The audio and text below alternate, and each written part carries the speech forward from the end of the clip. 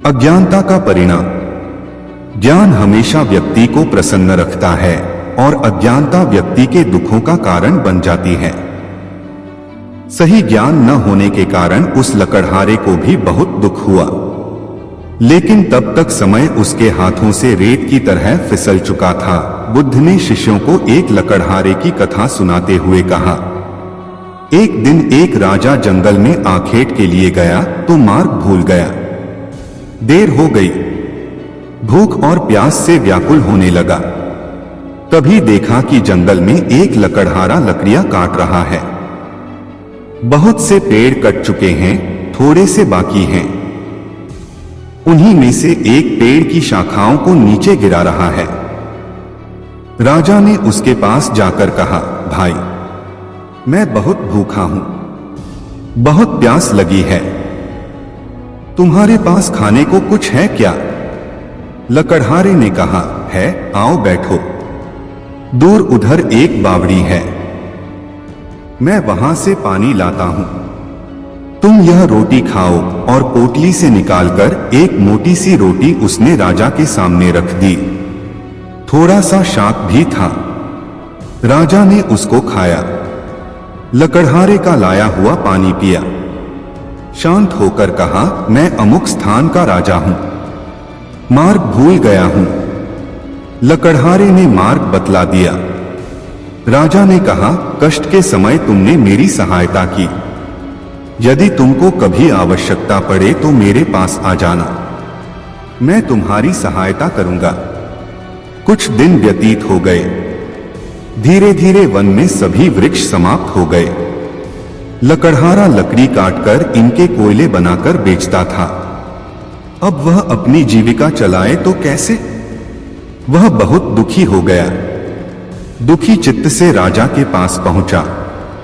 सेवकों ने राजा को सूचना दी कि लकड़हारा आपसे मिलना चाहता है। राजा को स्मरण हो आया कि हाँ, उसने एक लकड़हारे को सहायता देने का वचन दिया था। एक दिन उसने मेरे प्राण बचाए थे, बोला, उसको मेरे समीप लाओ। सेवक लकड़हारे को राजा के सामने ले आए। राजा ने पूछा, क्यों भाई लकड़हारे, क्या बात है? उदास क्यों हो? लकड़हारे ने उत्तर दिया, महाराज, जिस वन में से लकड़ियां काटता था वह समाप्त हो गया। अब जीविका का मेरे पास कोई साधन नहीं है। आपकी शरण में आया हूं कि कोई वन मिले तो मैं भूखा मरने से बच जाऊं।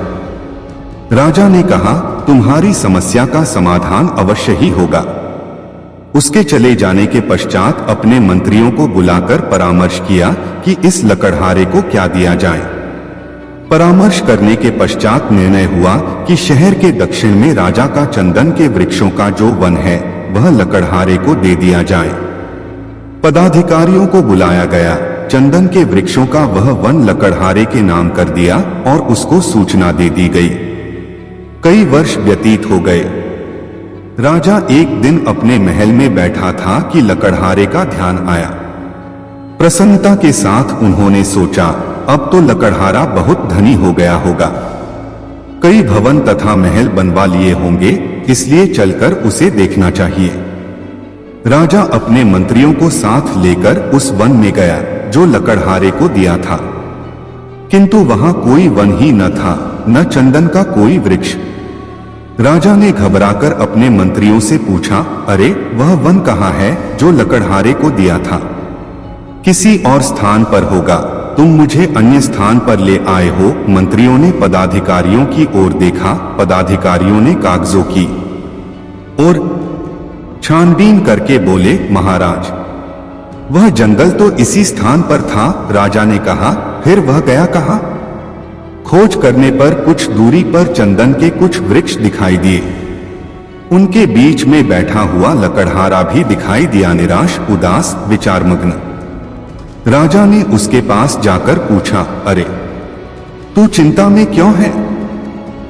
लकड़हारे ने प्रणाम करके कहा, अन्नदाता, आपकी कृपा से इतने वर्ष तो कट गए, अब ये कुछ पेड़ रह गए हैं, थोड़े दिनों में ये भी समाप्त हो जाएंगे। सोचता हूं इसके पश्चात क्या करूंगा। राजा ने आश्चर्यपूर्वक कहा, वृक्ष तो थोड़े से रह गए हैं, शेष वृक्षों का क्या किया? लकड़हारा बोला, नित्य लकड़ी काटता हूँ, कोयला बनाता हूँ और बाजार में जाकर बेच देता हूँ। राजा ने दुख के साथ कहा, अरे भाग्यहीन, यह तुमने क्या किया?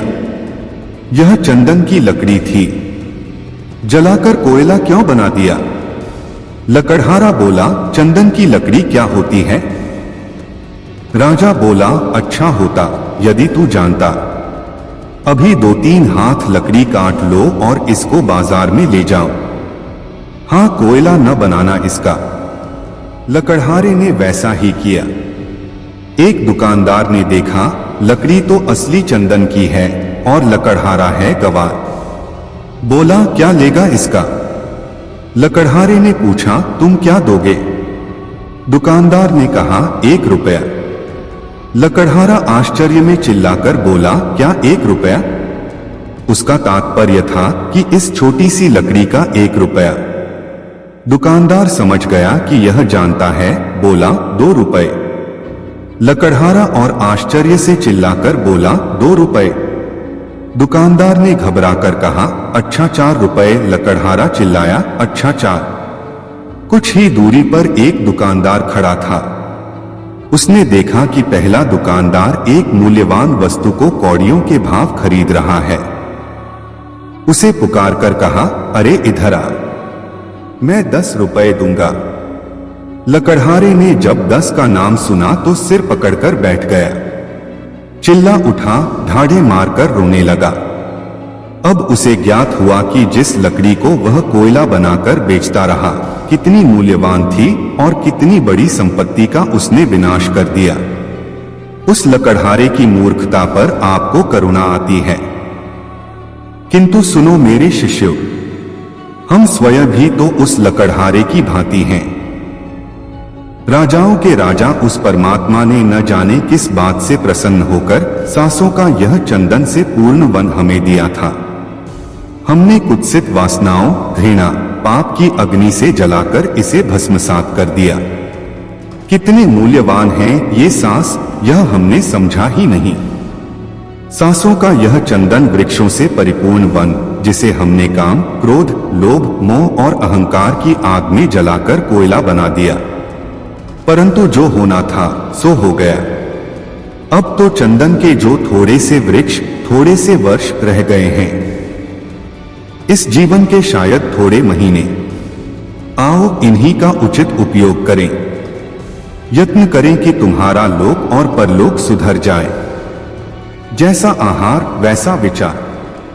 भगवान बुद्ध अपने शिष्यों को उपदेश दे रहे थे कि तभी एक शिष्य ने उठकर कहा, भंते, क्या यह सत्य है कि जो व्यक्ति जैसा अन्न खाता है उसका मन भी वैसा ही हो जाता है? यह सुनकर भगवान बुद्ध ने एक कथा सुनाई। किसी जंगल में एक साधु रहता था। कितने ही लोग उसके दर्शन करने को आते। जो भी जाता उसे शांति मिलती। एक दिन उस देश के राजा भी वहां गए। देखा, साधु एक वृक्ष के नीचे बैठे हैं। सर्दी और वर्षा से बचने का कोई प्रबंध नहीं है। राजा ने कहा, महात्मन, यहां तो बहुत कष्ट होता होगा, आप मेरे साथ चलिए, महल में रहिए। साधु पहले तो माना नहीं। राजा ने बहुत आग्रह किया तो बोले, अच्छा चलो। महल में गए। एक सुंदर कमरे में ठहरे। हर समय नौकर उपस्थित रहने लगे। अच्छा भोजन मिलने लगा। 3 मास व्यतीत हो गए। राजा उसकी पूजा करते, रानी उसमें श्रद्धा रखती। एक दिन रानी नहाने के लिए स्नानागार में गई।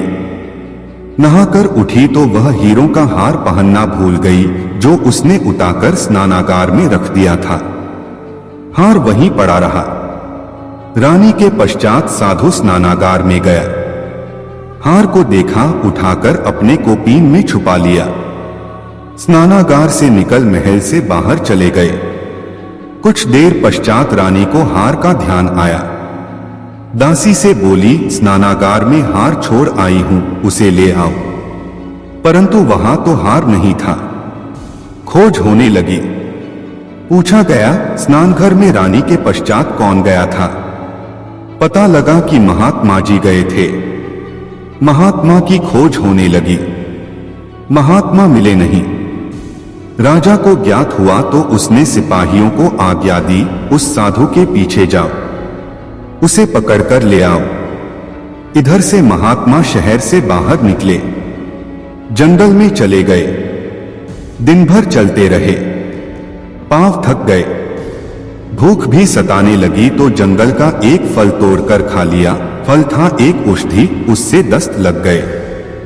इतने दस्त आए कि महात्मा जी निर्बल हो गए। तभी उन्हें हार का ध्यान आया। उसे देखते ही बोले, मैं इसे क्यों उठा लाया? मैंने चोरी क्यों की? उसी समय वापस चल पड़े। आधी रात के समय राजा के महल पर पहुंचे। आवाज दी, राजा जागे। महात्मा ने उसके पास जाकर कहा, राजन, आपका यह हार है, ले लो। मैं यहां से उठाकर ले गया था, मुझसे अपराध हुआ, मैं क्षमा मांगने आया हूं। राजा ने आश्चर्य से कहा, वापस ही लाना था तो आप इसे ले क्यों गए थे? साधु ने कहा, राजन, क्रोध न करना। 3 मास तक मैं तुम्हारा अन्न खाता रहा, उससे मेरा मन पापी हो गया। जंगल में जाकर दस्त आए, शरीर शुद्ध हो गया, तुम्हारे अन्न का प्रभाव समाप्त हो गया। तब मैंने वास्तविकता को जाना और वापस आ गया। इसीलिए कहते हैं कि जैसा अन्न खाओगे वैसा मन बनेगा। जो व्यक्ति गंदा और खोटा अन्न खाता है तो उसका मन कभी अच्छा होगा ही नहीं। अन्न को जिस भावना से कमाया हो और तैयार किया गया हो, उसका प्रभाव मन पर पड़ता है। ईर्ष्या अग्नि। बहुत समय पहले की बात है, एक नगर में राजा बाबू नाम का एक सेठ रहता था। धर्म की ओर उसकी बहुत रुचि थी। कितने ही मंदिर उसने बनवाए। एक पाठशाला बनवाई जिसमें विद्वान सन्यासी पढ़ते थे। राजा बाबू का एक अन्य सेठ लक्ष्मीचंद से झगड़ा था, जो जमीन के संबंध में था। झगड़ा बढ़ते बढ़ते न्यायालय में पहुंचा। अभियोग चलने लगा। कई वर्ष अभियोग चलता रहा। राजा बाबू अभियोगों को भी लड़ते थे और अपने काम भी करते थे। उनकी बनवाई हुई पाठशाला में प्रत्येक रात्रि को कथा होती थी। राजा बाबू सर्वदा उसे सुनने जाते। कथा सुनते सुनते उनको संसार से वैराग्य उत्पन्न हो गया। तथागत से पूछकर वे आश्रम में रहने लगे। एक कमरे में पड़े रहते। खाना घर से आ जाता, वे खा लेते और जाप करते रहते। बहुत समय बीत गया। एक दिन उन्होंने बुद्ध से कहा, यदि आपकी कृपा हो तो संन्यास ले लूं? बुद्ध ने कहा, नहीं राजा बाबू, अभी तुम संन्यास के योग्य नहीं हुए। राजा बाबू ने सोचा, मैं घर पर नहीं जाता, परंतु मेरी रोटी तो घर से आती है। अब घर से रोटी नहीं मंगाऊंगा, यही एक नौकर रख लूंगा, वही बना दिया करेगा। ऐसा ही किया उन्होंने। और फिर एक दिन यह सोचकर कि अब तो घर से कोई संबंध नहीं, वे फिर बोले, भंते, अब यदि संन्यास ले लूं तो? बुद्ध ने कहा, नहीं, अभी समय नहीं आया। राजा बाबू ने सोचा, मैं अभी नौकर से रोटी बनवाता हूं, इसीलिए तथागत नहीं मानते। यह भी छोड़ दूंगा, भिक्षा मांगकर खाऊंगा और आराम की सब वस्तुएं भी छोड़ दूंगा। तब ऐसा ही किया उसने। सुबह के समय नगर में जाता, भिक्षा मांगकर लाता और सारा दिन आत्मचिंतन में मस्त होकर बैठा रहता। बहुत समय बीत गया। फिर प्रार्थना की बुद्ध से, भंते, मुझे संन्यास लेने दीजिए। बुद्ध ने सोचकर कहा, अभी नहीं राजा बाबू। राजा बाबू आश्चर्यचकित कि अब क्या कमी रह गई। सोचकर देखा और फिर अपने आप को कहा, मैं सभी जगह मांगने गया हूं, परंतु सेठ लक्ष्मीचंद के यहां मांगने नहीं गया। इसलिए शत्रुता की पुरानी भावना अब भी मेरे हृदय में बसी हुई है। इस भावना को छोड़ देना होगा। दूसरे दिन प्रातःकाल ही सेठ लक्ष्मीचंद के मकान पर पहुंच गया। जाकर अलख जगाई, भगवान के नाम पर भिक्षा दो। सेठ लक्ष्मीचंद के नौकरों ने राजा बाबू को देखा तो दौड़ दौड़ सेठ के पास गए। हांफते हुए बोले, सेठ जी, राजा बाबू आपके यहां भीख मांगने आया है।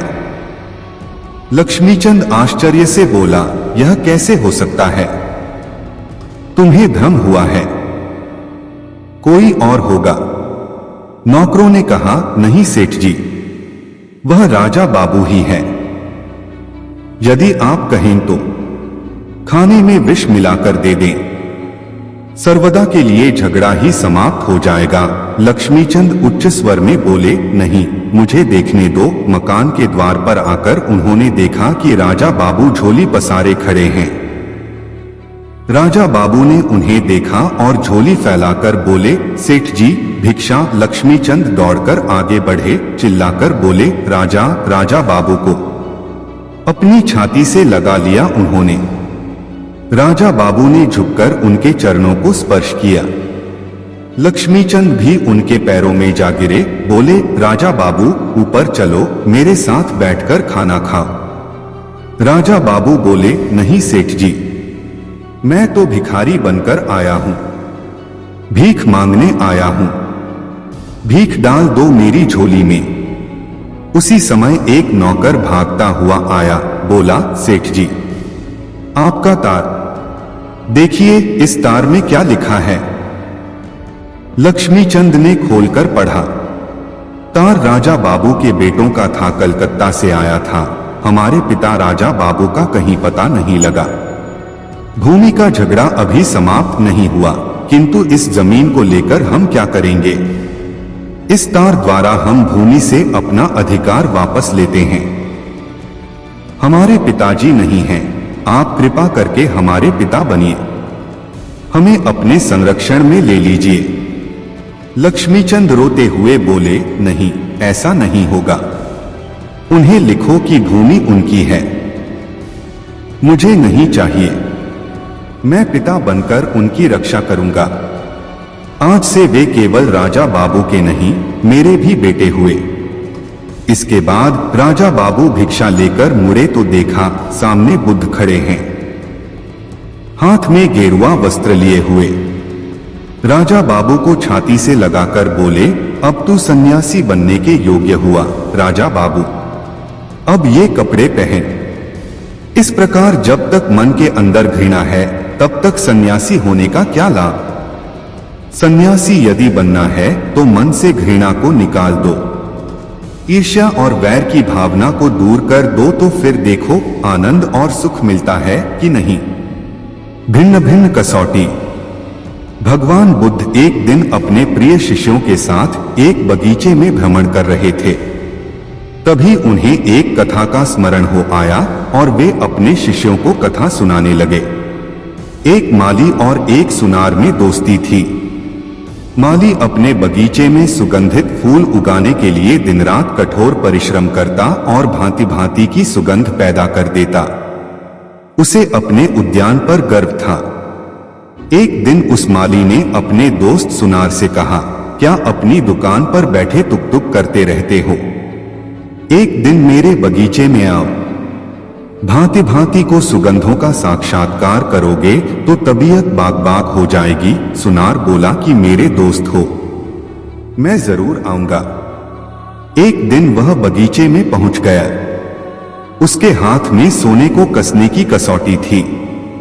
वह एक एक फूल को अपनी कसौटी पर कसकर देखता और मुंह बिचकाकर दूसरे पौधे की ओर रुख कर देता। सुनार को बगीचे में मजा नहीं आया। माली को भी अच्छा नहीं लगा। उसने सोचा, मैंने किस पागल को निमंत्रण दिया। इसके बाद सुनार ने माली को अपनी दुकान पर आने का निमंत्रण दिया। माली ने आमंत्रण मंजूर कर लिया। वह अपने दोस्त सुनार की दुकान पर पहुंच गया। वह हर एक जेवर उठा उठाकर सूंघता और निराश होकर रख देता। संभवतः वह सोने में भी सुगंध खोज रहा होगा। उसे भी उतनी ही निराशा हाथ लगी जितनी कि सुनार को बगीचे में लगी थी। वास्तव में हम सब सुनार और माली ही तो हैं। जीवन में सुख संतोष खोजने की हमारी अपनी अपनी कसौटियां हैं। कठिनाई यह है कि हम फूलों को सोने की कसौटी पर कसते हैं और सोने में सुगंध खोजते हैं। अज्ञानी सिद्धार्थ बुद्धत्व प्राप्त करके महात्मा बुद्ध बन गए। सत्य, अहिंसा और सहिष्णुता की प्रतिमूर्ति बुद्ध अपने कुछ शिष्यों के साथ एक गांव में पहुंचे। कुछ अज्ञानी लोग उनके विरोधी थे। वे बुद्ध को अपशब्द कहने लगे। बुद्ध के शिष्यों को बहुत बुरा लगा, मगर बुद्ध ने उन्हें समझाया कि ये लोग तो केवल अपशब्द ही कह रहे हैं। अगर ये पत्थर भी मार रहे होते तो भी मैं कहता कि मारने दो। मैं जानता हूं कि ये लोग कुछ कहना चाहते हैं, लेकिन मारे क्रोध के कह नहीं पा रहे हैं।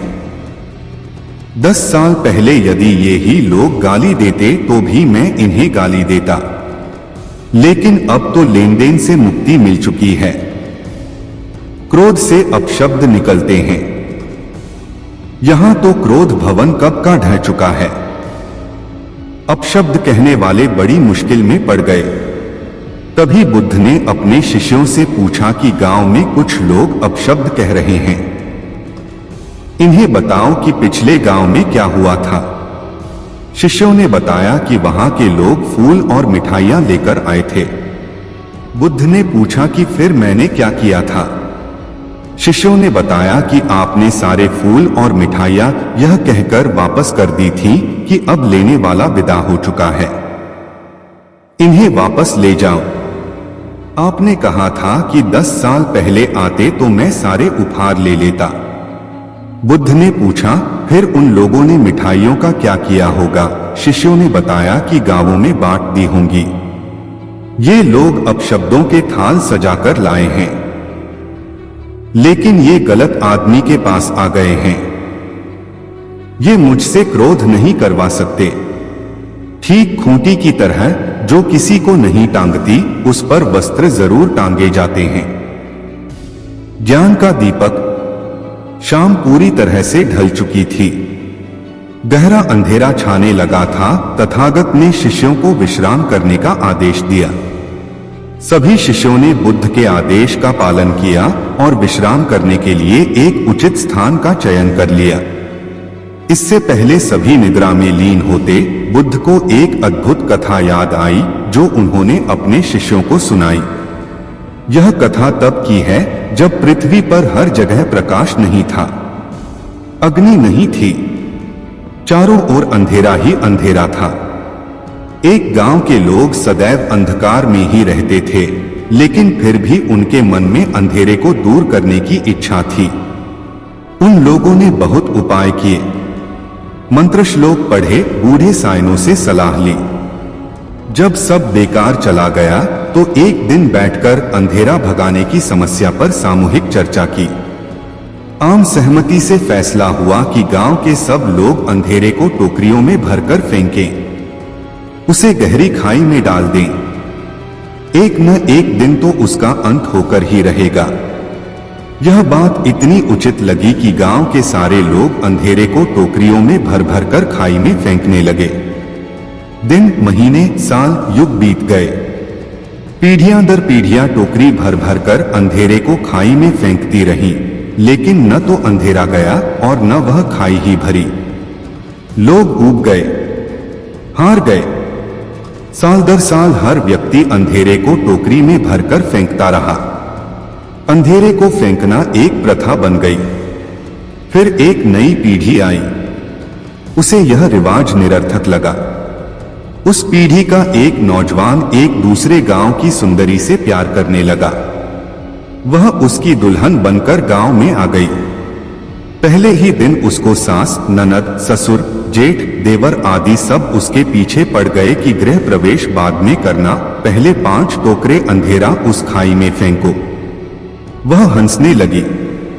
उसने अपने वस्त्रों की गांठ में से एक सफेद चीज निकाली, अपने मायके से लाया दीपक निकाला, 2 पत्थर रगड़कर अग्नि प्रज्वलित की।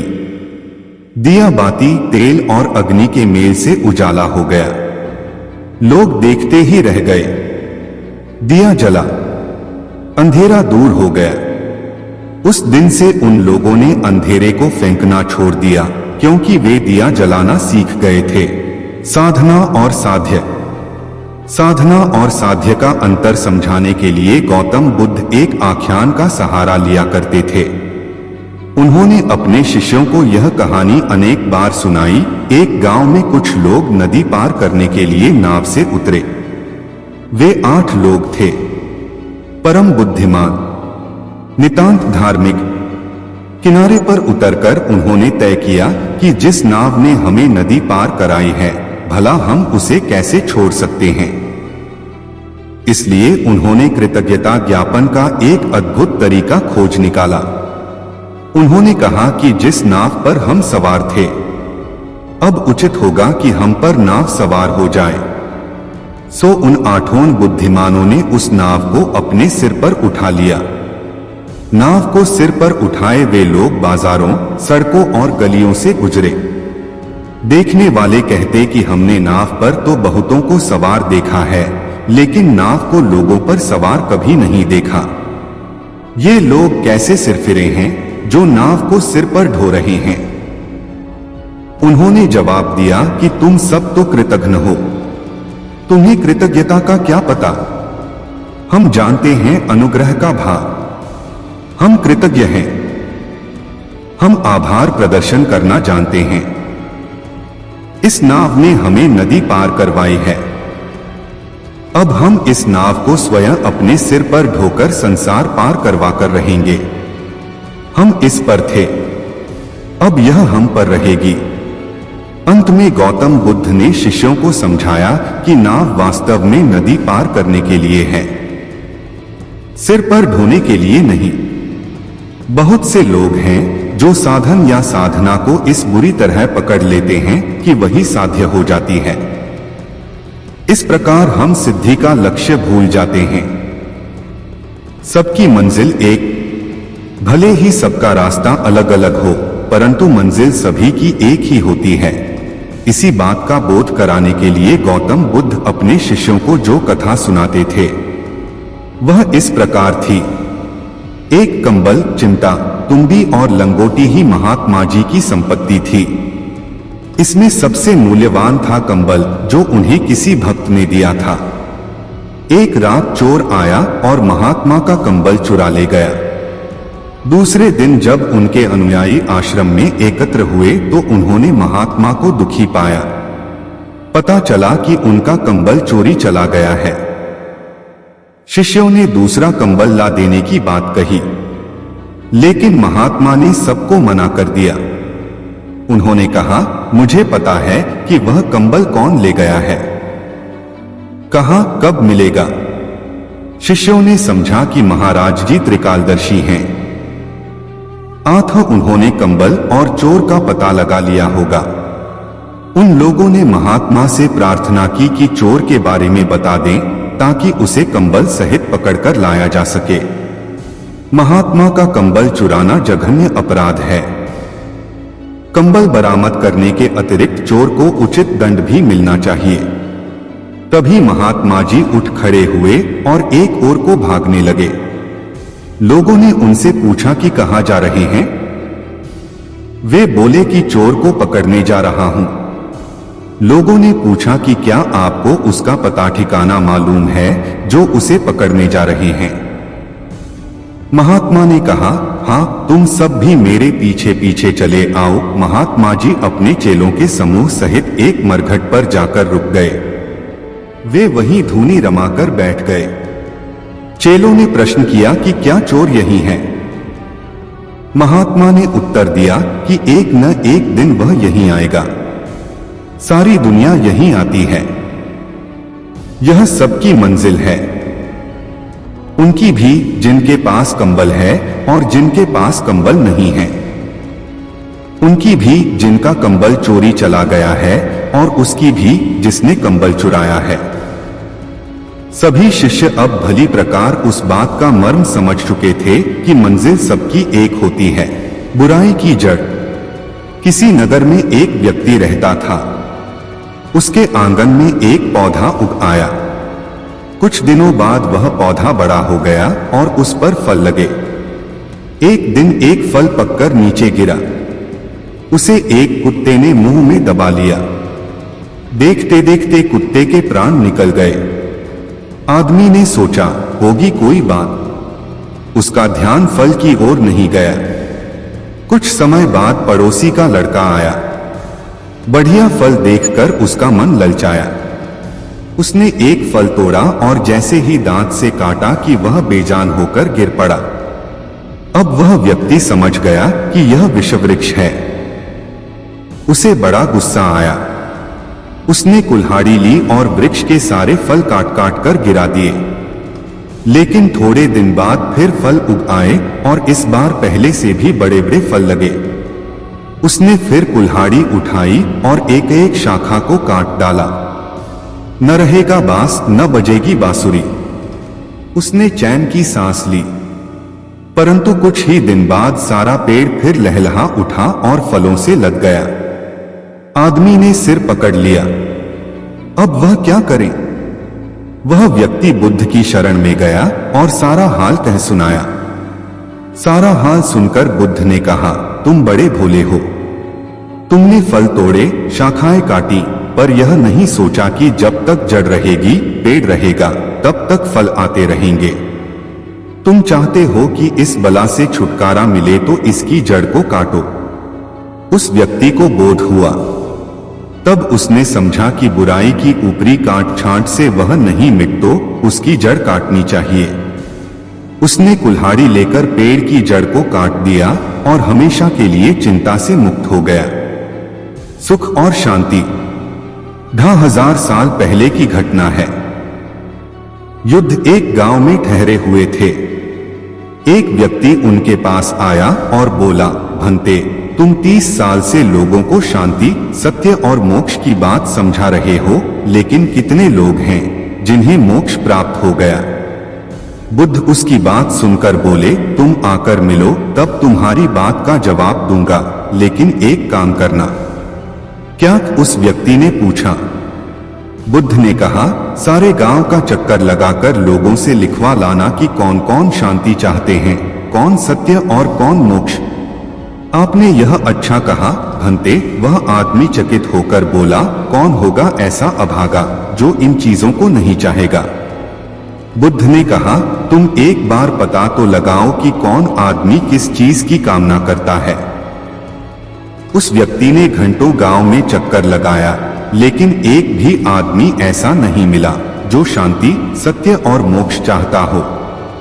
किसी ने कहा, मुझे रोगों से छुटकारा चाहिए। किसी ने कहा, मुझे संतान चाहिए। किसी ने कहा, मुझे नौकरी चाहिए। किसी ने कहा, मुझे लंबी उम्र चाहिए।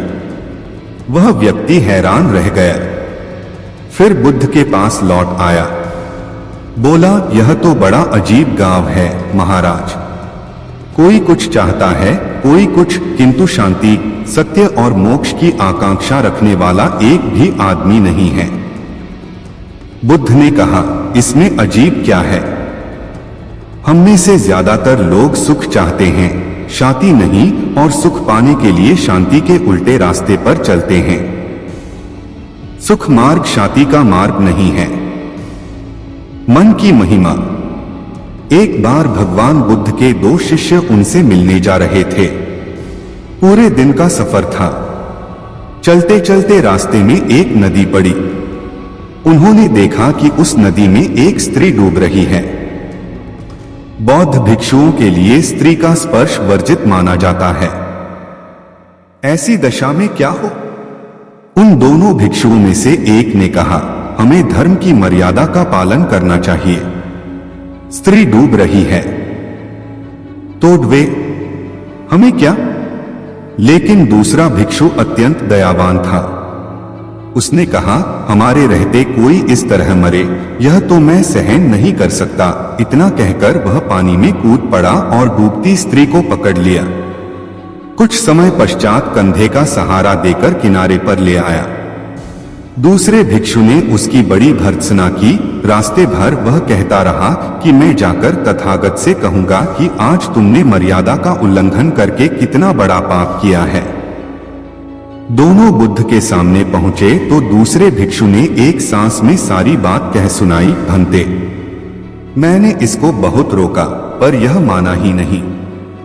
बड़ा भयंकर पाप किया है इसने। बुद्ध ने उसकी बात बड़े ध्यान से सुनी, फिर पूछा, इस भिक्षु द्वारा उस स्त्री को कंधे पर बाहर लाने में कितना समय लगा होगा? कम से कम 15 मिनट तो लग ही गए होंगे। अच्छा, बुद्ध ने पूछा, इस घटना के बाद यहाँ आने में तुम लोगों को कितना समय लगा? भिक्षु ने हिसाब लगाकर उत्तर दिया, यही कोई 6 घंटे। बुद्ध ने कहा, भले आदमी, इस बेचारे ने तो स्त्री को 15 मिनट ही अपने कंधे पर रखा, लेकिन तू तो उसे 6 घंटे से अपने मन में बिठाए हुए है। बोल, दोनों में बड़ा पापी कौन है? बेचारा भिक्षु निरुत्तर हो गया। वह समझ गया कि मन की बड़ी महिमा है। सच्चा साधु। एक व्यक्ति अकेला रहता था। एक दिन उसको विचार आया कि अकेले पूरी जिंदगी कैसे बीतेगी, किसी अनाथ बच्चे को गोद ले लिया जाए। अगले दिन वह सुबह उठा और सीधे एक अनाथालय पहुंच गया। उसने एक 8 साल के बच्चे को चुना और उसको घर ले आया। उसने उसका नाम मनसापूर्ण रखा। वह रोज ऑफिस जाने से पहले मनसापूर्ण के लिए खाना बनाकर रख जाता। मनसापूर्ण बिल्कुल शांत, कम बोलने वाला था और एकांत में बैठा रहता था। इस व्यक्ति को उसके साथ रहकर कुछ आध्यात्मिक अनुभव होने लगे। कभी कोई झरना गिरने की आवाज सुनाई देती तो कभी कोई बिजली कड़कने की चमचमाहट। यह शुरू में तो डरने लगा, मगर जब मनसापूर्ण को देखता कि वह शांत है, जैसे कुछ हुआ ही नहीं, तो यह भी चुप हो जाता। एक दिन शाम को जब यह ऑफिस से घर आया तो इसने देखा कि मनसापूर्ण घर पर नहीं है। इसने सारे घर में देखा, घर के बाहर चारों तरफ देखा, आवाजें लगाई, मगर मनसापूर्ण कहीं नहीं मिला। यह परेशान हो गया और उस रात बिना खाए पिए ही सो गया। अगले दिन ऑफिस चला गया, मगर वहां मन नहीं लगा। किसी तरह शाम को घर पहुंचा, यह आश लिए कि शायद मनसापूर्ण आ गया होगा, मगर निराशा ही हाथ लगी। 1 हफ्ता बीत गया, मनसापूर्ण नहीं आया। 3 महीने बीत चुके थे। यह उदास हो चुका था कि शायद इसकी जिंदगी में अकेलापन ही है। तभी रात में किसी ने दरवाजा खटखटाया। यह उत्सुकतावश दरवाजे पर लपका और देखा कि एक साधु मनसापूर्ण को साथ लेकर आए थे। उसने दोनों को अंदर बुलाया। साधु का आदर सत्कार कर दोनों को भोजन कराया। तब साधु ने कहा कि यह जो तुम बच्चा लाए थे, यह एक सिद्ध पुरुष है। जब हमें अंतर्दृष्टि से यह अनुभव हुआ, तब तक आप इनको यहां ला चुके थे। हमारे पूर्व गुरु महाराज ने कहा था कि आने वाले गुरु आपके अंदर दिखाई देंगे। हम उसी इंतजार में थे। जिस दिन हमें रात को अनुभव हुआ कि गुरुदेव वहां अनाथाश्रम में प्रकट हुए हैं, हम वहां गए तो पता लगा कि आप उनको यहां ले आए हैं। साधु ने उस व्यक्ति को कहा कि तुम अगर चाहो तो इन्हें गुरु रूप में स्वीकार कर सकते हो। मैं इनको इनके आश्रम दिखाने ले गया था। तुम चाहो तो हमारे साथ चल भी सकते हो। तब उस व्यक्ति को उस बच्चे के साथ बीते कुछ दिन याद आए और वह आवाजें और प्रकाश के झोंके याद आने लगे। उसको अपनी प्रसन्नता और बिना किसी कारण के आनंद का अनुभव याद आया था, और इस बच्चे के जाने के बाद के दिनों की निराशा और दुख भी याद आने लगा। और जैसे ही उसने मनसापूर्ण की तरफ देखा, उसे अपार ऊर्जा का अनुभव होने लगा जो उसके मस्तक पर चमक रही थी। उसने तुरंत मनसापूर्ण को गुरु रूप में स्वीकार कर लिया और उनके चरण छुए, दीक्षा ली और फिर वह तीनों आश्रम के लिए चल पड़े। जिंदगी में कब बदलाव आ जाए कोई नहीं जानता। अपनी जिंदगी को साफ सुथरा रखना चाहिए। किसी भी समय आपके ऊपर किसी बुद्ध पुरुष की कृपा हो सकती है और पूरा जीवन बदल जाता है। सच्चा साधु। एक दिन एक शिष्य भगवान बुद्ध के पास गया। प्रणाम निवेदन करके बोला, भंते, मैं देश में घूमना चाहता हूं, आपके आशीर्वाद का अभिलाषी। बुद्ध ने कहा, देश में अच्छे व बुरे दोनों प्रकार के लोग हैं। बुरे लोग तुम्हारी निंदा करेंगे और गालियां देंगे, तुम्हें कैसा लगेगा? शिष्य ने उत्तर दिया, मैं समझेगा कि वे बड़े भले हैं, क्योंकि उन्होंने मुझ पर धूल नहीं फेंको। बुद्ध ने कहा, यदि कुछ लोगों ने धूल भी फेंक दी और थप्पड़ भी मार दिया तो? शिष्य ने कहा, मैं उन्हें भी भला ही मानूंगा, क्योंकि उन्होंने थप्पड़ ही तो मारा, डंडा तो नहीं मारा। यदि कोई डंडा मार दे तो भी मैं उसे बुरा नहीं मानूंगा, क्योंकि उसने हथियार से तो नहीं मारा, शिष्य ने जवाब दिया। बुद्ध ने आगे कहा, देश में डाकू मिल सकते हैं, हो सकता है जो हथियारों से तुम्हारी खबर लें। तो क्या हुआ? शिष्य ने कहा, मैं उन्हें दयालु ही समझूंगा, क्योंकि उन्होंने मुझे जीवित छोड़ दिया। बुद्ध ने कहा, वे तुम्हें मार भी तो सकते हैं। शिष्य बोला, इसके लिए मैं उनका एहसान मानूंगा। यह संसार दुख स्वरूप है, बहुत दिन जीने से दुख ही दुख देखना पड़ता है, पर आत्महत्या करना महापाप है। यदि कोई दूसरा मार दे तो उसका उपकार ही होगा।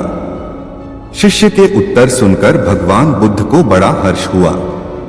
उन्होंने कहा, सच्चा साधु वही है जो किसी भी अवस्था में किसी को बुरा नहीं मानता, जो दूसरों की बुराई नहीं देखता, दूसरों को अच्छा ही समझता है, वही परिव्राजक होने के योग्य है। तुम जाओ और देश में खूब घूमो, पसीने की कमाई। एक नगर में एक गरीब ब्राह्मण अपनी पत्नी के साथ रहता था। वो भिक्षा मांगकर अपना जीवन गुजारता और भगवान की पूजा में लगा रहता था। वह उतनी ही भिक्षा मांगता जिससे उसके और उसके परिवार का पेट भर सके। उस नगर का राजा बहुत धनवान और ब्राह्मणों का आदर करने वाला था। राजा किसी भी ब्राह्मण को अपने महल से खाली हाथ नहीं जाने देता था। दूर दूर से ब्राह्मण राजा के पास आते और मुंहमांगा दान लेकर आशीर्वाद देते हुए चले जाते। एक दिन ब्राह्मण की पत्नी ने ब्राह्मण से कहा कि दूर दूर के ब्राह्मण राजा से मनचाहा दान लेकर चले जाते हैं और तुम यहाँ के यहाँ एक दिन भी राजा के पास नहीं गए। जन्म भर कंगाली कहाँ तक झेलूं? आज तुम जाओ और राजा से कुछ मांग कर लाओ। ब्राह्मण ने अपनी पत्नी को समझाते हुए कहा, तू तो बाबरी है, हमें धन की क्या जरूरत? हमें इतना तो मिल ही जाता है जिससे हम अपना पेट भर सकें, और राजा का धन अच्छा नहीं होता, वो हमें नहीं लेना चाहिए। ब्राह्मण की पत्नी जिद पर अड़ गई और बोली, मैं तुम्हारी एक भी बात सुनने वाली नहीं हूं। कब तक हम कंगाली में जीते रहेंगे? तुम तो रोज माला लेकर बैठ जाते हो। अपने बच्चों को क्या खिलाएं और क्या पहनाएं? जब बच्चे दूसरे बच्चों को पहनते, ओढ़ते और खाते पीते देखते हैं तो उनका मन भी ललचाता है। आज तुम राजा के पास जाओ। राजा बहुत भला व्यक्ति है, वो हमें जरूर मुंह मांगा दान देगा। मजबूर होकर ब्राह्मण राजा के महल की ओर चल दिया, पर राजा उस समय महल में नहीं था। ब्राह्मण को वापस लौटना पड़ा। दूसरे दिन ब्राह्मण की पत्नी ने ब्राह्मण को फिर से महल भेजा, परंतु राजा फिर से महल में नहीं मिला। तीसरे दिन राजा महल में मिल गया और उसने ब्राह्मण का स्वागत किया और उसे आसन पर बैठाया और 2 दिन न मिल पाने के लिए क्षमा भी मांगी। राजा ने कहा, मैं आपकी क्या सेवा कर सकता हूं? ब्राह्मण ने कहा, जो मैं मांगू वो आप दे सकेंगे। राजा ने कहा, हाँ हाँ कहिए, मैं आपकी क्या सेवा कर सकता हूँ? ब्राह्मण ने निवेदन दिया, महाराज मैं कुछ और नहीं चाहता, बस आप मुझे अपनी पसीने की कमाई से 4 पैसे दान में दे दीजिए। ब्राह्मण की बात सुनकर राजा चौंक गया और सोचने लगा, खजाने में बहुत सारा धन पड़ा है, पर मेरी मेहनत की एक कौड़ी भी नहीं है। राजा ने ब्राह्मण से कहा, आप मुझे 1 दिन का समय दे, मैं कल आपको आपका मुंह मांगा दान दे दूंगा। ब्राह्मण को जब खाली हाथ देखा तो पत्नी बोली, क्या हुआ? राजा ने कुछ नहीं दिया। ब्राह्मण बोला, राजा ने कल देने के लिए कहा है। ब्राह्मण की पत्नी सोचने लगी, शायद इन्होंने बहुत सारा धन मांगा होगा और राजा को इसकी व्यवस्था करने में समय लग रहा होगा, इसीलिए कल बुलाया है।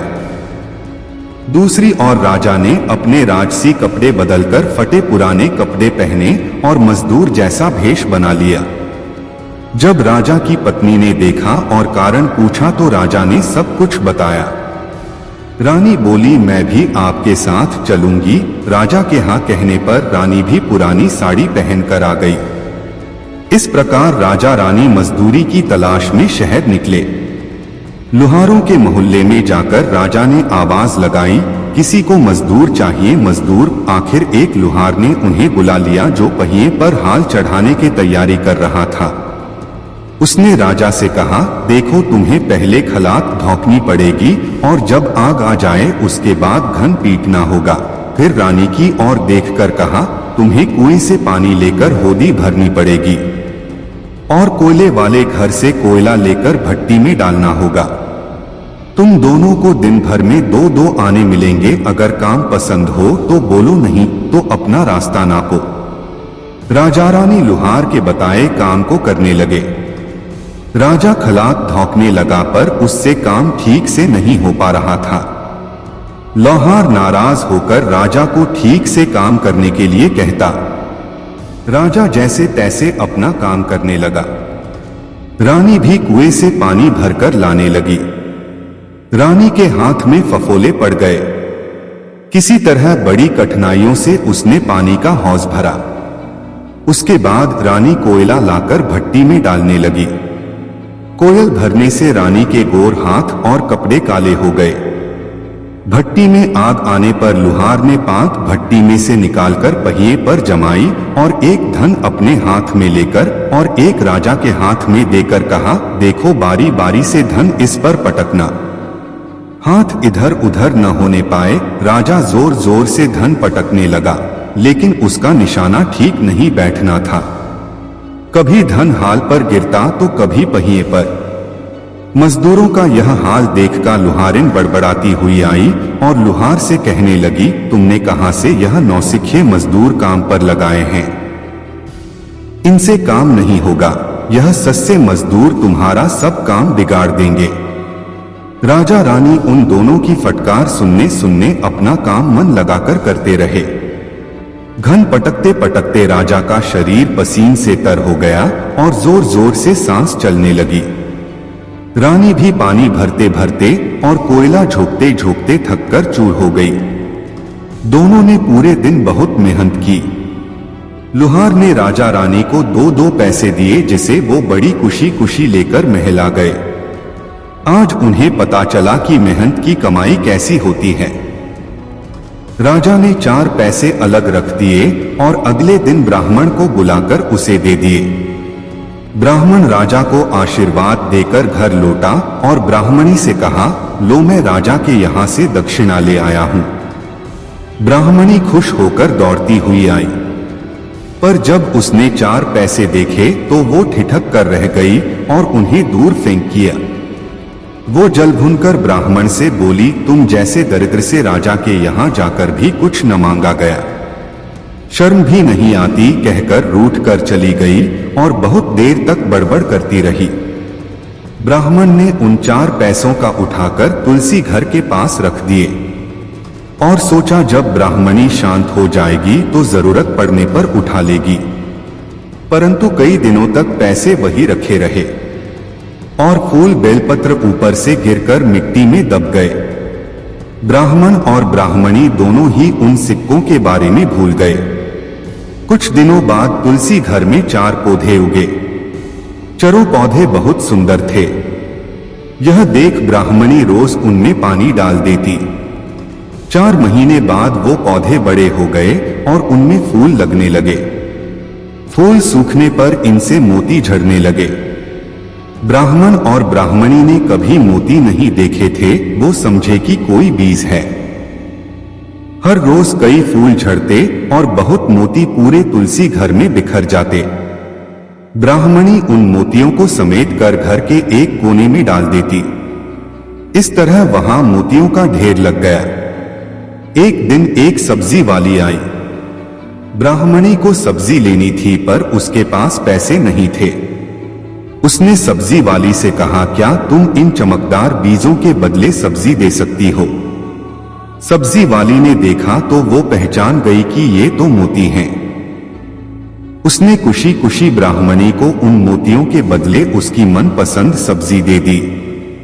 अब से हर रोज ऐसा होने लगा। ब्राह्मणी और सब्जी वाली दोनों खुश थे। सब्जी वाली यह सोचकर खुश थी कि मुझे 1 पैसे की तरकारी के बदले हजारों का माल मिलता है, और ब्राह्मणी यह सोचकर खुश थी कि इस बीजों के बदले सब्जी मिल जाती है। इस प्रकार कई महीने बीत गए। उधर राजमहल में कई राजहंस थे जो मोती चुगते थे। राजा का यह नियम था, जब राजहंस मोती चुग लेते थे उसके बाद ही राजा और उसका परिवार भोजन करता था। एक समय बाद राजा का सारा धन उन मोतियों और दान देने में खर्च हो गया। अब राजा को मोती खरीदने के पैसे तक नहीं बचे। यह खबर पूरे नगर में फैल गई। पसीने की कमाई। एक दिन बुद्ध भ्रमण करते हुए एक गांव में जा पहुंचे। उनका नाम सुनकर एक सेठ उनके पास आया। महात्मा बुद्ध के लिए तरह तरह के स्वादिष्ट भोजन का थाल लाया था। बुद्ध ने थाल की ओर देखा और खाना खाने से इनकार कर दिया।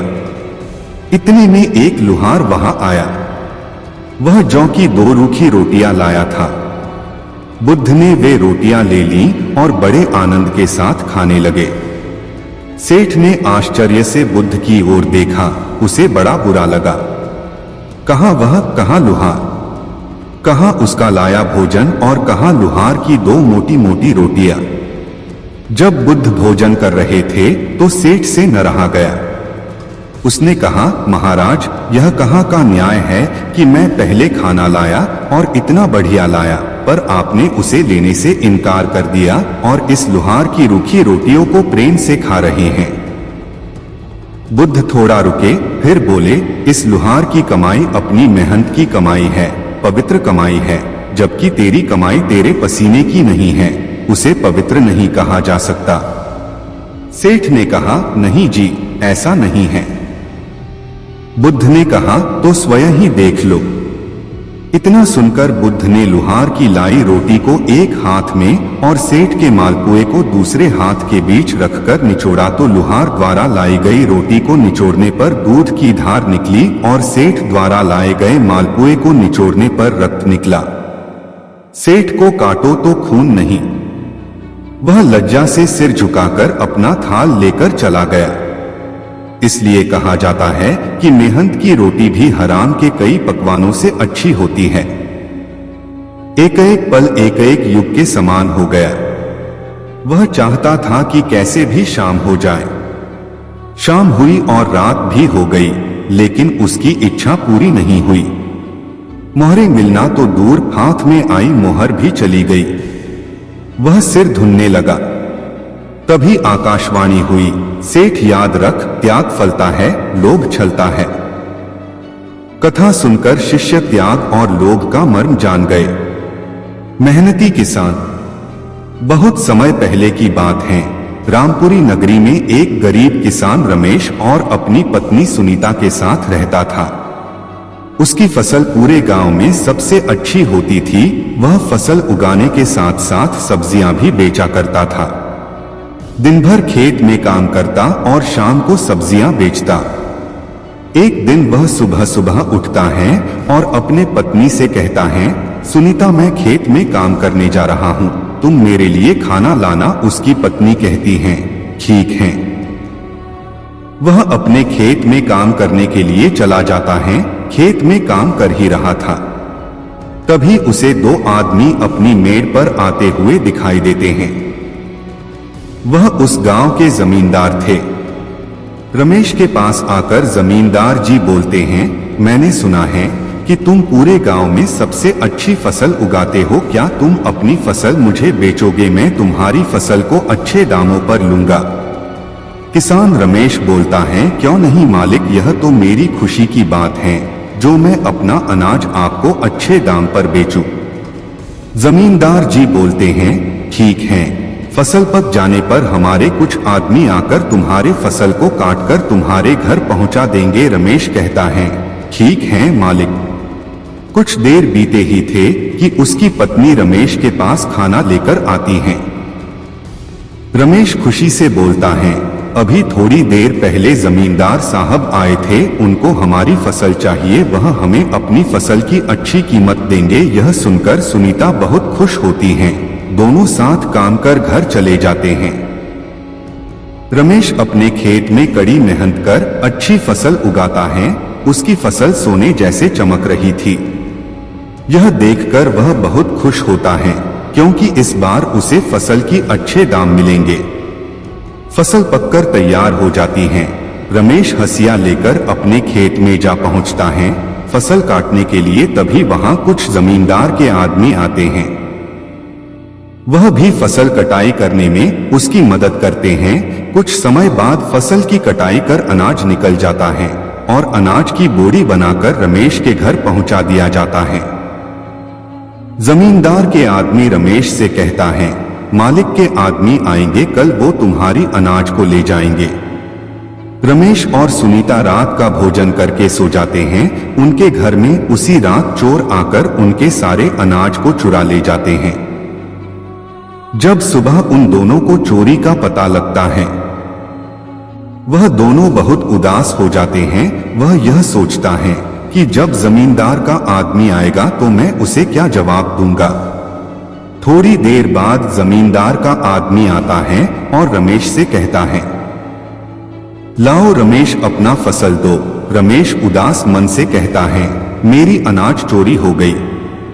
क्या तुम्हारी अनाज चोरी हो गई? तुम शीघ्र ही मलिक के पास चलो। रमेश कहता है, ठीक है। वह दोनों जमींदार के पास जाते हैं। जमींदार साहब, मेरी अनाज किसी ने रात को चोरी कर ली। जमींदार बोलता है, तुम अधिक पैसों के लालच में अपनी अनाज किसी और को तो नहीं बेच दी? रमेश कहता है, नहीं मालिक, मैं ऐसा करके इस गांव से कहां जाऊंगा। अगर मैं ऐसा करूंगा तो कभी ना कभी आपको यह बात अवश्य ही पता चलेगी। जमींदार कहते हैं, ठीक है रमेश, कोई बात नहीं, तुम मुझे अगली बार अपनी अनाज बेच देना। रमेश उदास मन से अपने घर वापस लौट जाता है। रमेश अब शाम को सब्जियां बेचने जाता। सब्जियां बेचकर वह अपने घर का खर्च चलता। रात का भोजन करते समय सुनीता बोलती हैं, सब्जियां बेचकर हमारा गुजारा नहीं हो सकता, हमें कोई और रास्ता सोचना होगा। रमेश अचार का टुकड़ा खाने के लिए उठाता है। तभी उसे एक उपाय सोचता है। वह सुनीता से कहता है, क्यों ना मैं अचार बेचने का काम शुरू करूं और तुम अचार भी अच्छा बनाती हो। सुनीता अचार बनाने में जुट जाती है और रमेश उन अचार को बाजार में बेचने जाता है। उस दिन अचार की बिक्री काफी अच्छी होती है। वह घर आकर अपनी पत्नी से कहता है, हमें अचार की मात्रा और बढ़ानी होगी, लोग तुम्हारे अचार को बेहद ही पसंद कर रहे हैं। सुनीता और अधिक अचार बनती हैं। रमेश उसे बाजार में बेचता। ऐसा करते करते वह एक अचार की दुकान खोल लेता है। अब सारे गांव के लोग उसके दुकान पर अचार खरीदने आते। बुद्ध की सिखावन। भगवान बुद्ध की धर्मसभा में एक व्यक्ति प्रतिदिन जाया करता था और उनके प्रवचन सुना करता था। उसका यह क्रम 1 महीने तक चला, लेकिन उसके जीवन पर इसका कोई प्रभाव नहीं पड़ा। बुद्ध बार बार समझाते थे, लोभ, द्वेष और मोह पाप के मूल हैं। इन्हें त्यागो, पर वह बेचारा इन बुराइयों से बचना तो दूर, इनमें और फंसता ही जा रहा था। बुद्ध कहते थे, क्रोध करने वाले पर जो क्रोध करता है उससे उसका ही अहित होता है, पर जो क्रोध का जवाब क्रोध से नहीं देता वह एक भारी युद्ध जीत लेता है। हैरान होकर वह बुद्ध के पास गया और उन्हें प्रणाम निवेदन करके बोला, भते, 1 महीने से मैं आपके प्रवचन सुन रहा हूं, लेकिन मुझ पर उनका जरा भी असर नहीं पड़ा। बुद्ध ने मुस्कुराकर उसकी ओर देखा और कहा, अच्छा, कहाँ के रहने वाले हो? श्रावस्ती का। यहाँ राजगृह से श्रावस्ती कितनी दूर है? उसने बता दिया। कैसे जाते हो वहां? सवारी से? कितना समय लगता है? इतना उसने हिसाब लगाकर बता दिया। ठीक, अब यह बताओ, यहां बैठे बैठे राजगृह पहुंच गए, यह कैसे हो सकता है? वहां पहुंचने के लिए तो चलना होगा। बुद्ध ने बड़े प्यार से कहा, तुमने सही कहा, चलने पर ही मंजिल पर पहुंचा जा सकता है। इसी तरह अच्छी बातों पर असर तभी पड़ता है जब उन पर अमल किया जाए। उपदेश का मोल। गौतम बुद्ध एकांत स्थान पर बैठकर साधना में लीन थे। कुछ देर के पश्चात उन्होंने अपनी आंखें खोली तो अपने प्रिय शिष्यों को सामने पाया। सभी शिष्य गौतम बुद्ध से कुछ जानने के लिए आतुर थे। एक शिष्य ने आगे बढ़कर कहा, भंते, हम जानना चाहते हैं कि उपदेशों का वास्तविक मोल क्या होता है। शिष्यों को संबोधित करते हुए भगवान बुद्ध बोले, यह आवश्यक नहीं कि कोई भी साधु संत पूर्ण व्याख्या करके ही उपदेश दे, बल्कि वह किसी भी कार्य अथवा इशारे मात्र से भी उपदेश का महत्व समझा सकता है। इसी विषय में मैं तुम्हें एक कथा सुनाता हूं, सुनो। किसी नगर में एक सेठ रहता था। उसके पास अपार धन था। उसका व्यापार दूर दूर तक फैला हुआ था। एक दिन एक साधु उसके दरवाजे पर भिक्षा मांगने के लिए आया। सेठ ने उसे भिक्षा दे दी। भिक्षा लेकर जब साधु जाने लगा तो सेठ ने उसे रोककर कहा, महाराज, मुझे कुछ उपदेश तो देते जाइए। साधु ने उसकी ओर देखा और बोला, हफ्ते भर बाद आज ही के दिन मैं फिर आऊंगा, तब उपदेश दूंगा। अपने वादे के अनुसार अगले हफ्ते साधु आया। सेठ तो उसकी राह ही देख रहा था। उसने उसे देने के लिए तरह तरह के पकवान तैयार करवा रखे थे। साधु ने उसके आगे अपना कमंडल कर दिया, लेकिन सेठ जैसे ही उसमें कुछ पकवान डालने को हुआ कि उसका हाथ वहीं का वहीं रुक गया। बोला, स्वामी जी, इसमें तो कूड़ा है। तो साधु ने प्रश्न भरी निगाह से उसकी ओर देखा। सेठ ने कहा, इसे साफ कर दीजिए। साधु ने उसे झाड़कर पोंछ दिया। सेठ ने उसमें खाने की चीजें डाल दी। भिक्षा लेकर साधु जाने लगा तो सेठ ने कहा, महाराज, आप तो जा रहे, क्या भूल गए कि आज आपने मुझे उपदेश देने का वचन दिया था? साधु बोला, अरे, क्या तुम्हें उपदेश नहीं मिला? तो सुनो, मेरे कमंडल में जब गंदगी थी तो तुमने उसमें खाने की चीजें नहीं डाली, उसे साफ करा लिया। इसी तरह तुम्हारे अंदर काम, क्रोध, लोभ, मोह आदि जाने कितनी बुराइयां भरी पड़ी हैं। पहले उन्हें साफ करो, तब कुछ पा सकोगे। तब सेठ को साधु के उपदेश का मोल समझ में आया और उसने उसको अपने जीवन में ढालने का प्रयत्न किया। आलस का फल। गौतम तम बुद्ध के प्रिय शिष्यों में एक ऐसा भी था जो बहुत आलसी था, परंतु वे उसे भी उतना ही स्नेह करते जितना अन्य शिष्यों को। एक दिन गौतम बुद्ध ने उस शिष्य को एक कथा सुनाते हुए कहा, किसी गांव में एक ब्राह्मण रहा करता था। वह बड़ा भला आदमी था, लेकिन साथ ही काम को टाला करता था। वह यह मानकर चलता था कि जो कुछ होता है भाग्य से होता है। वह अपने हाथ पैर नहीं हिलाता था। वह बहुत आलसी था। एक दिन एक साधु उसके घर आया। ब्राह्मण और उसकी घरवाली ने उसका खूब आदर सत्कार किया। साधु ने चलते समय खुश होकर ब्राह्मण से कहा, तुम बहुत गरीब हो, लो, मैं तुम्हें पारस पथरी देता हूं। 7 दिन के बाद मैं आऊंगा और इसे ले जाऊंगा। इस बीच तुम जितना सोना बनाना चाहो बना लेना। ब्राह्मण ने पथरी ले ली। साधु चला गया। उसके जाने के पश्चात ब्राह्मण ने घर में लोहा खोजा। उसे बहुत थोड़ा लोहा मिला। वह उसी को सोना बनाकर बेच आया और कुछ सामान खरीद लाया। अगले दिन स्त्री के बहुत जोर देने पर लोहा खरीदने बाजार में गया तो लोहा कुछ महंगा था। वह घर लौट आया। 2-3 दिन बाद फिर वह बाजार गया तो पता चला कि लोहा अब पहले से भी महंगा हो गया है। कोई बात नहीं, उसने सोचा, 1-2 दिन में भाव जरूर नीचे आ जाएगा, तभी खरीदेंगे। किंतु लोहा सस्ता नहीं हुआ और दिन बीतते गए। 8वें दिन साधु आया और उसने अपनी पथरी मांगी तो ब्राह्मण ने कहा, महाराज, मेरा तो सारा समय यूं ही निकल गया, अभी तो मैं कुछ भी सोना नहीं बना पाया। आप कृपा करके इस पथरी को कुछ दिन मेरे पास और छोड़ दीजिए। लेकिन साधु राजी नहीं हुआ।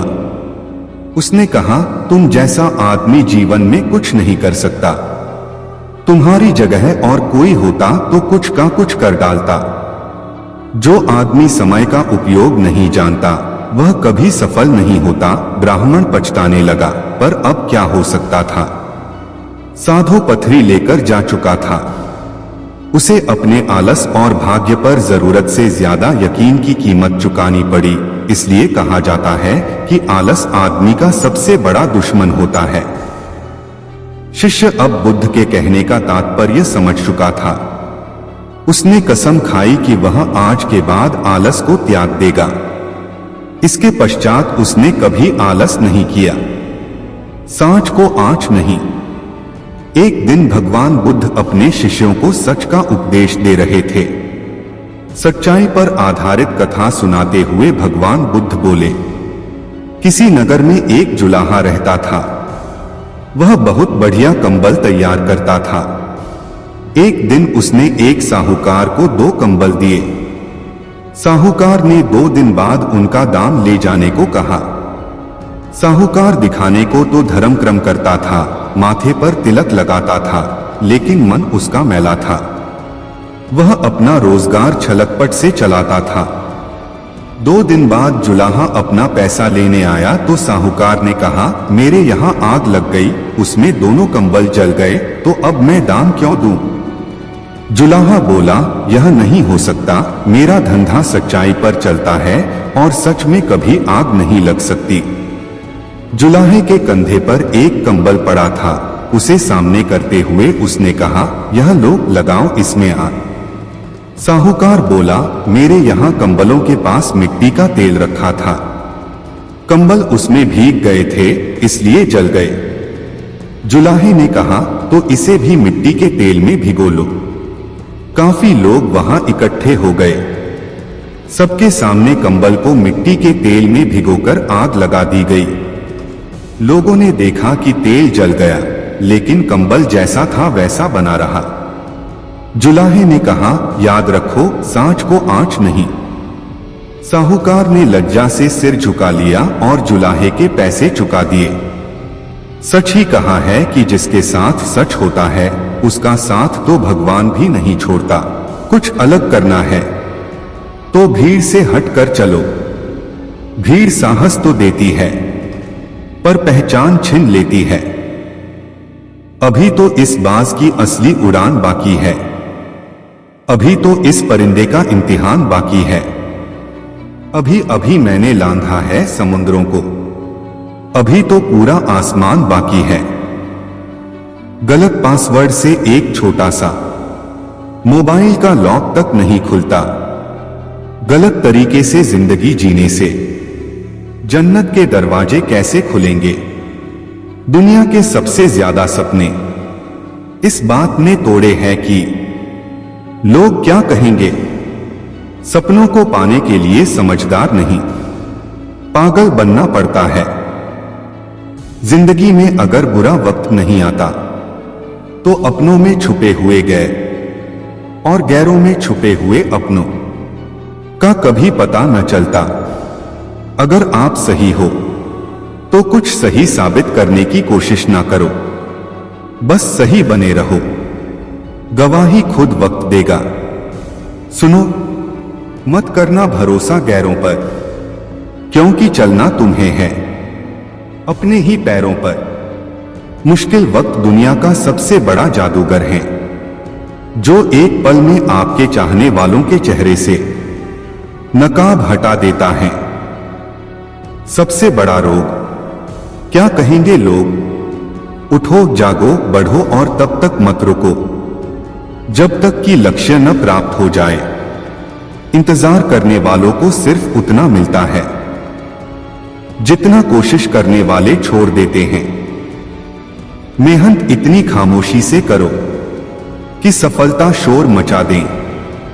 आप तब तक नहीं हार सकते जब तक आप कोशिश करना नहीं छोड़ देते।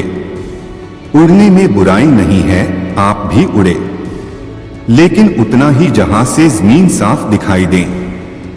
यदि मंजिल न मिले तो रास्ते बदलो, क्योंकि वृक्ष अपनी पत्तियां बदलते हैं, जड़ें नहीं। खुद को बिखरने मत देना कभी किसी हाल में। लोग गिरे हुए मकान की ईंटें तक ले जाते हैं। तकदीर बदल जाती है जब इरादे मजबूत हो, वरना जिंदगी बीत जाती है किस्मत को दोष देने में। मेरी मां ने एक ही बात सिखाई, हारो मत, हार को हरा। जिनमें अकेले चलने के हौसले होते हैं, उनके पीछे एक दिन काफिले होते हैं। हमेशा याद रखना, बेहतरीन दिनों के लिए बुरे दिनों से लड़ना पड़ता है। भाग्य को और दूसरों को दोष क्यों देना? जब सपने हमारे हैं तो कोशिशें भी हमारी होनी चाहिए। अकेले ही लड़नी होती हैं जिंदगी की लड़ाई, क्योंकि लोग सिर्फ तसल्ली देते हैं, साथ नहीं। चिंता और तनाव दूर करने का बस एक ही उपाय है, आंखें बंद करके सुबह शाम बोलिए, भाड़ में गई दुनिया। दुनिया का उसूल है, जब तक काम है तब तक तेरा नाम है, वरना दूर से ही सलाम है। किताबों की अहमियत अपनी जगह है जनाब, सबको वही याद रहता है जो वक्त और लोग सिखाते हैं। ऐ जिंदगी तेरे जज्बे को सलाम, पता है कि मंजिल मौत है फिर भी दौड़े जा रही है। शक ना कर मेरी हिम्मत पर, मैं ख्वाब बुन लेता हूं। टूटे धागों को जोड़कर पहचान कफन से नहीं होती है दोस्तों, लाश के पीछे काफिला बयां कर देता है। रुतबा किसी हस्ती का है, जहां आपकी अहमियत नहीं होना वहां जाना बंद कर दो। चाहे वो किसी का घर हो या चाहे किसी का दिल, जिंदगी को हमेशा मुस्कुराकर गुजारो, क्योंकि तुम ये नहीं जानते कि यह कितनी बाकी है। मुकाम वो चाहिए कि जिस दिन भी हारो उस दिन जितने वाले से ज्यादा। मेरी हार के चर्चे हो उम्र जाया कर दी लोगों ने, औरों के वजूद में नुक्स निकालते निकालते इतना ही खुद को तराशा होता तो फरिश्ते बन जाते। गीता में स्पष्ट शब्दों में लिखा है, निराश न होना, कमजोर तेरा वक्त है, तू नहीं। शुरुआत करने के लिए महान होने की जरूरत नहीं है, लेकिन महान होने के लिए शुरुआत की जरूरत है। धैर्य कड़वा है लेकिन इसका फल मीठा है। ठोकर वही शख्स खाता है जो रास्ते का पत्थर नहीं उठाता है। डर कहीं और नहीं, बस आपके दिमाग में होता है। इंसान असफल तब नहीं होता जब वह हार जाता है, असफल तब होता है जब वो ये सोच ले कि अब वो जीत नहीं सकता। संघर्ष इंसान को मजबूत बनाता है, फिर चाहे वो कितना भी कमजोर क्यों न हो। जो मंजिलों को पाने की चाहत रखते हैं, वो समंदरों पर भी पत्थरों के पुल बना देते हैं। समय ना लगाओ तय करने में आपको क्या करना है, वरना समय तय करेगा आपका क्या करना है। वहां तूफान भी हार जाते हैं जहां कश्तियां जिद पे होती है। आगे बढ़ने के लिए हमेशा अपने बनाए रास्तों को चुनें। लोग आपसे नहीं, आपकी स्थिति से हाथ मिलाते हैं। एक ही दिन में पढ़ लोगे क्या मुझे? मैंने खुद को लिखने में कई साल लगाए हैं। जीने का बस यही अंदाज रखो, जो तुम्हें ना समझे उसे नजरअंदाज करो। साइकिल और जिंदगी तभी बेहतर चल सकती है जब चैन हो। मजबूत होने में मजा ही तब है जब सारी दुनिया कमजोर कर देने पर तुली हो। जो लोग अंदर से मर जाते हैं, अक्सर वही लोग दूसरों को जीना सिखाते हैं। आग लगाने वालों को कहां खबर, रुख हवाओं ने बदला तो खाक वो भी होंगे। ना मैं गिरा ना मेरी उम्मीदों के मीनार गिरे, पर कुछ लोग मुझे गिराने में कई बार गिरे। जिंदगी को सफल बनाने के लिए बातों से नहीं रातों से लड़ना पड़ता है। वक्त और किस्मत पर कभी घमंड ना करो, सुबह उनकी भी होती है जिन्हें कोई याद नहीं करता। जो मानव अपनी निंदा सुन लेता है, वह सारे जगत पर विजय प्राप्त कर लेता है। मेरे साथ बैठकर वक्त भी रोया एक दिन, बोला बंदा तू ठीक है, मैं ही खराब चल रहा हूं। स्वाद जिंदगी के लो जनाब, किसी के भरोसे के नहीं। डॉट अंदाजा ताकत का लगाया जा सकता है, किसी के हौसले का नहीं साहब। लोग पीठ पीछे बड़बड़ा रहे हैं, लगता है हम सही रास्ते जा रहे हैं। जिंदगी भी उसे ही आजमाती है जो हर मोड़ पर चलना जानता हो। जाया ना कर अपने अल्फाज हर किसी के लिए, बस खामोश रहकर देख तुझे समझता कौन है। कुछ बनना ही है तो समंदर बनो, लोगों के पसीने छूटने चाहिए तुम्हारी औकात नापते नापते। एक दिन मुझसे लिपटकर समय भी रोएगा, कहेगा तू तो बंदा सही था, मैं ही खराब चल रहा था। मुझे नहीं पता मैं क्या हूं, क्योंकि लोगों ने मेरा ठेका ले रखा है। कड़वा सच, तुम नीचे गिर के देखो, कोई नहीं आएगा उठाने। तुम जरा उड़कर तो देखो, सब आएंगे गिराने। जिस दिन आप अपने हंसी के मालिक खुद बन जाओगे, उस दिन के बाद आपको कोई भी रुला नहीं सकता। मैं बैठूंगा जरूर महफिल में, मगर पीऊंगा नहीं, क्योंकि मेरा गम मिटा दे इतनी शराब की औकात नहीं। हम क्या हैं वो सिर्फ हम जानते हैं, लोग सिर्फ हमारे बारे में अंदाजा ही लगा सकते हैं।